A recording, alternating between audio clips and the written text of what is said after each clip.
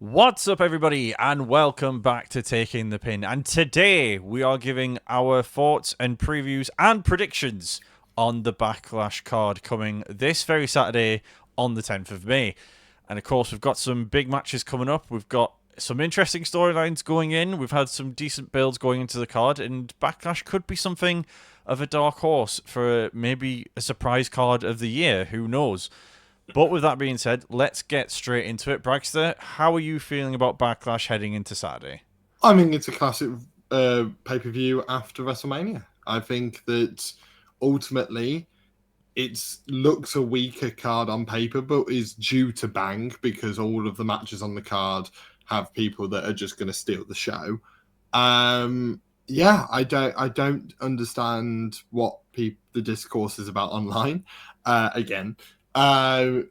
It's a classic pay-per-view after WrestleMania. You know, it's actually nice not to have what we had years of, which is WrestleMania rematch, WrestleMania rematch. This is a lot nicer. And it's a nice showcase for a lot of the mid-card bouts.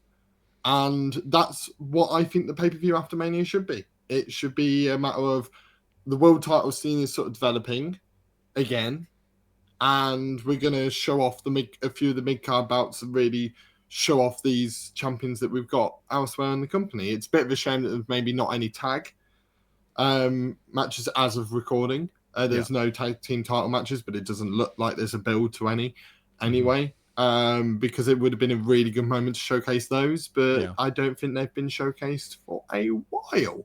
So it's been a struggle for the tag team titles recently. Of course, the SmackDown recently we had the triple threat in the TLC match, and that was a great match in and of its own. And again, if that had been put on this card this weekend, quite possibly a contender for match of the night, really. Of course, it was probably match of the week for WWE that week, off the top of my head.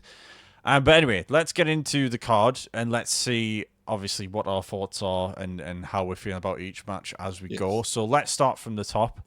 We'll go from a match that was announced last night on Raw as of the time of recording, and it is Dirty Dominik Mysterio defending his Intercontinental Championship against the one and only Penta. Bragster, how do you see that going? Despite my hand gestures there, I'm going with Dominik Mysterio. Now, this is one of the riskier ones on the card, because there's a sneaky little Finn Balor who is a bit of a jealous boy, and quite frankly is a spanner in the works. But I think that's the point. I really do think that's the point. I think what they're going to try and tell the story of is that Dom is going to go into these matches.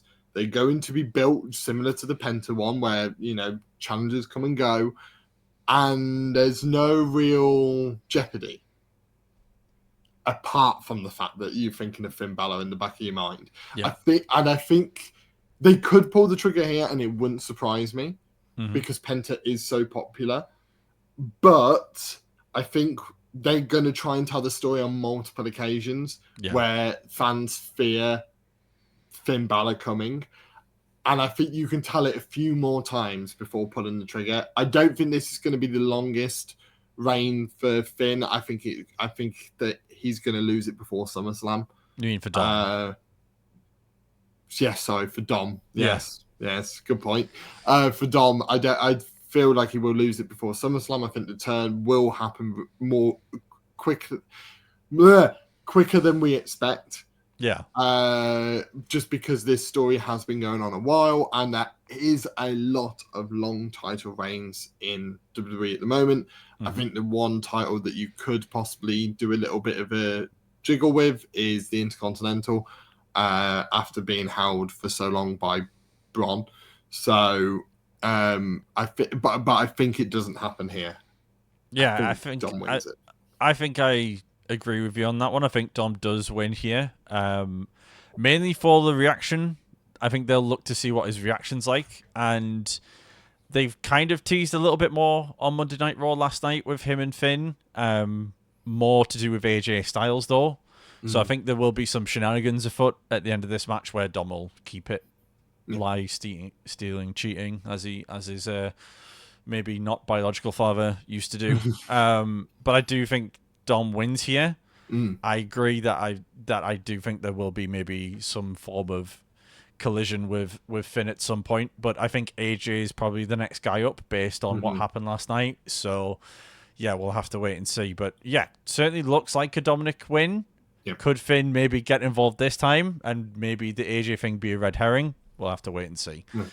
So from one mid-card title to the next, we have the Fatal 4-Way United States Championship match between Jacob Fatu, who is the current champion, Damian Priest, Drew McIntyre, and LA Knight. So, with you making your prediction on that one, Bragster, I'm also going to predict on this one. So, I did think to myself, much like you're saying about the Intercontinental, that there could be a bit of a hot potato.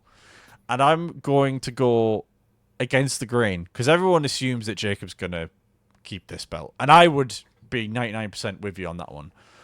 But I kind of would like to see Drew win this one. So I'm going to predict Drew. Now, I have no logical reason. Most of my predictions, they have no logical reason.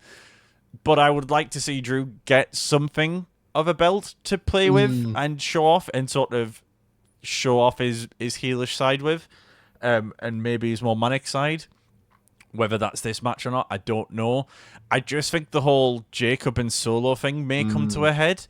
And I think if they're not going to do it with Finn and Dom, they'll probably pull the trigger on the other one. So I feel like something's going to happen and maybe Jacob ends up losing it because Solo's tried to help, or, there's been something along those lines. And I think there isn't many people better to kind of make a heel move and take advantage of something going wrong than Drew McIntyre. So that's who I'm going with. Nice. I think I see what you're saying with the whole... You see the vision. I see the vision. I disagree with the vision, but I see it. I actually think that this is going to be a bog standard Fatal 4-Way. I don't think Solo's going to be involved. I think they are just going to let all four of these people cook. I think this is a massive showcase match for the mid-card division. You triggered my brain when you said something about Drew and about giving Drew something.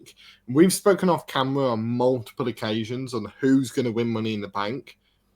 Maybe it is Drew, because we were talking about the fact that, Cena's holding that title hostage at the moment, and you kind of need a heel person to win Money in the Bank if they're not going to try and cash in on Cena, because why wouldn't you as a babyface? Drew would be that perfect guy of going, I ain't messing with that. Did you not see what happened to Cody? Cena's got loads of things, and he also hates Jey Uso. So, there's a bit of there, and also, as we all know, as you sort of said, Drew deserves something for all the work he's done over the past year, the selflessness he's had, and I think maybe that could end up being Money in the Bank, and that could be where we're going there. I think that, back to the match at hand, though, Jacob Fatu's winning this. I think this is another way of just showing Jacob Fatu as this dominant act of, even when the odds are stacked against him, he can win. So he's been on this tear. He beats LA Knight in what was an incredible match. And everyone's like, well, who can beat Jacob Fatu? Oh, the odds are stacked against him now. Bang, he still wins. And again, this could feed into the Solo thing of he's kind of the reason that this has happened. And I think you can sort of tell the story that, Solo's trying to work out what takes down Jacob secretly. Yeah. And he hasn't got a clue. And it gets to the point where Jacob finds him out before Solo gets a chance or something like that. But I think Jacob's winning here to prove that even when the odds are stacked against you, he can win. Fair enough. Okay. And next up, we've got Gunther versus Pat McAfee. Again, I've enjoyed the build to this, to be fair. I think even though it's only been like a few weeks, I think it's been quite an interesting build in terms of what they've been able to put together, and obviously the whole choking out Cole and then getting Pat shortly after, and that sort of backwards and forwards. And then I think Pat's promo last week was fantastic, for lack of a better term, but we knew it would be because he's fantastic whenever he's on the mic. So, again, probably very likely only to be one winner. But Bragster, Who is your prediction for this one? Now, as much as, yes, okay, it is going to be one winner, I am not going to even psych you out and pretend I'm going with Pat McAfee here. I think this is Gunther. I do think this is Gunther. I think this is a genius stopgap for Gunther to have. The fact that he crashes out and he blames the people who were naysayers, and he can't attack the fans, so he attacks the announce team.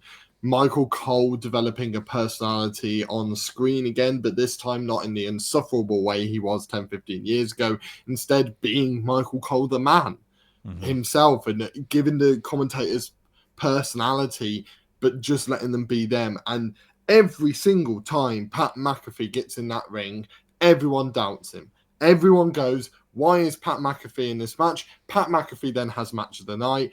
And then everyone says, oh, wait, we forgot that Pat McAfee can wrestle. Yes, he can. And he's going to do it again, this time against Gunther. It's going to be a very similar story to what we've seen with Gunther quite a few times. He's going to beat someone down. They're then going to come back. They're going to get the nearest and near falls. That crowd is going to go absolutely berserk. And then Gunther's going to crush everyone's dreams. That's what's going to happen. But this has been a brilliant stopgap.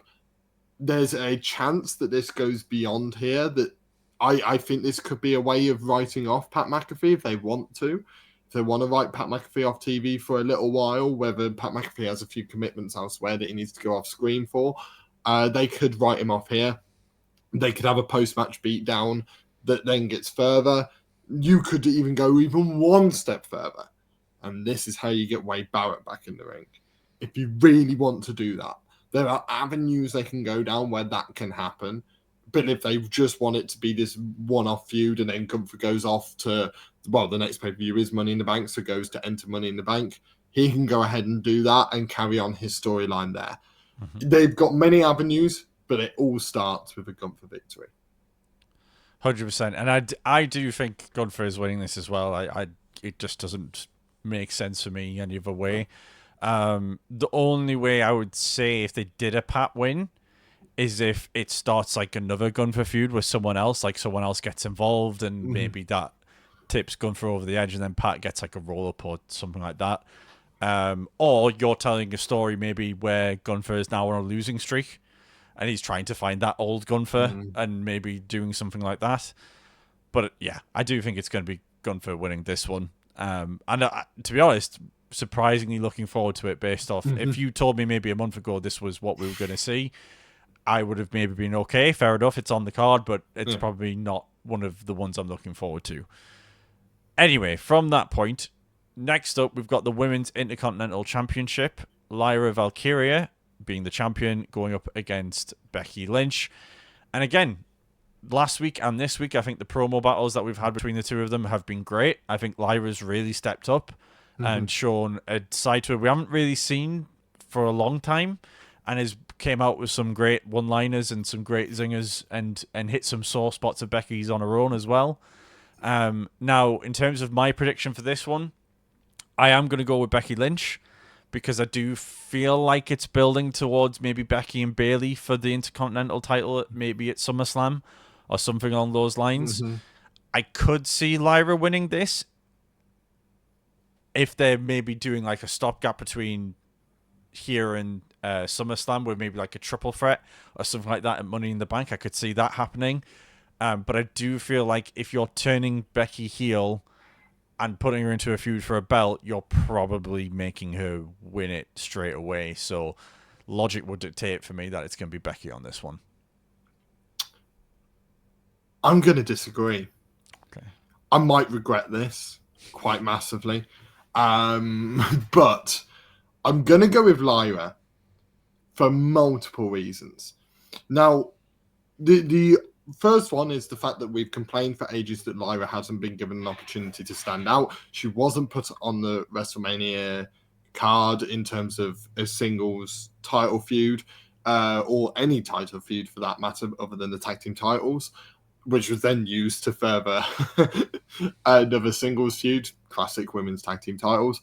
But it's one of those where she hasn't been given that big marquee match. So therefore, can she really afford to lose it, or does she lose all of her momentum, if she even has any, to be fair, from losing? Like, I think she possibly does. Then you've got the fact that you made the argument. You've just brought Becky back. You've just turned her heel. She's, put the title on her. Could that be why they've put the tag belts on her straight away? Why they maybe had her be such a big reason as to why they won the belts at Mania was because of Becky, and then the reason why they lost them was because of Lyra. I think, a big reason for maybe putting those tag titles on Becky was so she won something when she came back, because she's going to lose here. I can really see it. And we keep talking about interferences.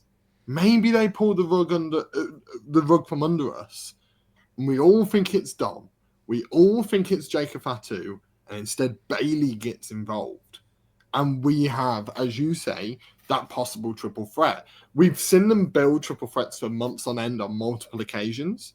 And Triple H has proven over and over again he can build triple threat feuds. And I think you could possibly, through all the different combinations, get to SummerSlam where that's the triple threat match for the Intercontinental title, and somehow Lyra has the title going into it, and that's when you crown somebody, probably Becky Lynch. Or you can possibly even hot potato it between them all, of all costing each other and all. I think a big win for Lyra here really sets her as she deserves to be in that match. Mm-hmm. Because right now, if you tell a lot of fans, oh, by the way, we're going to have Lyra versus Bayley versus Becky for the Intercontinental Championship, I feel like a lot of fans would be like, why is Lyra third wheeling? If Lyra gets a win here, even with the Bayley interference, I think it really puts over Lyra. Mm-hmm. I mean, you can have Becky make a mistake or something like that, or Bayley gets involved. But I just feel like you can tell something here and tell a better story with Lyra winning. Because if Lyra loses, I feel like she just drops off the face of the earth, and I don't know what happens to her next. Okay, that's fair. I'll put this in as a potential wrinkle into this story then. So let's say Lyra loses on Saturday, loses the belt. Mm. What if she's in Money in the Bank? She can be in Money in the Bank. I just don't think she'd win it, because she hasn't. There's been, I don't know. There's just been nothing that, like, there's a higher chance of Chelsea Green winning Money in the Bank than there is of Lyra. Mm-hmm. Even if Lyra loses it here, because Chelsea's had some sort of momentum behind her, something for the crowd to get under. The fact that the crowd are even chanting for Lyra, given how little she's been booked as this Intercontinental Champion, is incredible, and shows that she has a real connection with these fans. And I just know that the triple threat match can be electric between Bayley, who's loved, Becky, who's loved, and then Lyra getting all these reactions. And I could just imagine, especially on that SummerSlam card, if that's the match, a lot of casual fans immediately will look and go, who's this Lyra person? Mm-hmm. They're going to be the next big thing. They're getting the chance of the Bayley and the Beckys of the world. Mm-hmm. That's how you get people to connect. And I just feel like if she's in Money in the Bank, great, could be a great showcase. I just don't feel like she will win it. To which again, she then loses at Money in the Bank and disappears off the face of the earth, or goes into the tag team division. But that's the whole reason why this started in the first place with Becky. I just feel like I feel like there's just too much of a stop. If Lyra loses clean, there's too much of a stop of her entire momentum in this entire run. And for your inaugural champion, I'm not sure that's the right move. Okay, fair enough. I just wanted to throw that in there just to see what the reaction would be and play a bit of devil's advocate. But that's fine. Okay, so those are predictions for the Women's Intercontinental. In terms of the final match, I have two predictions to add in. I have a mystery 6 prediction in there for you. So we'll start off with the obvious one. Undisputed WWE Championship, John Cena versus Randy Orton, potentially for the very last time. We don't know for definite. Better It's being billed as the last time, so we're taking it for their word. Who have you got, Bragster? John Cena. John Cena's just won the title. John Cena's got this massive countdown. They ain't gonna stop. They ain't gonna stop the countdown now. They're gonna make us all believe it's going to the end. They're going to run that countdown before the introduction of the countdown. Maybe a little bit more jeopardy, but that countdown's been introduced, and that countdown is here to stay for a long time until we start to see it go to like the 10-figure, maybe to single figures, before we all go, oh my god, maybe he is taking it away. I think they're trying to tell the story that Cena's going to take it and run away. And that doesn't work, obviously, if he loses it here. So, okay, fair enough. Yeah, I 100% agree. I think it's Cena winning this one. Looking forward to seeing what they do, because again, there's question marks over what Cena can and can't do, really, in terms of wrestling matches and being able to pull out good matches on his own. Yeah. Of course, we saw the evidence with the Cody match. It wasn't necessarily terrible, but it wasn't exactly 5-star, 4-star great match. It was fine. Will Cena and Randy be able to pull that one out and do another classic? We'll have to wait and see. But we haven't seen him for a while. My final prediction for you to think about is: do we see Cody Rhodes at the end of this pay-per-view? No. You don't think we see him? No. You don't think at all? You don't think we see Cody? No? No. I think there's a reason he's been off our screens, and I think they're going to keep it that way. I think there's a real good reason why. And I don't think it works if he comes back now.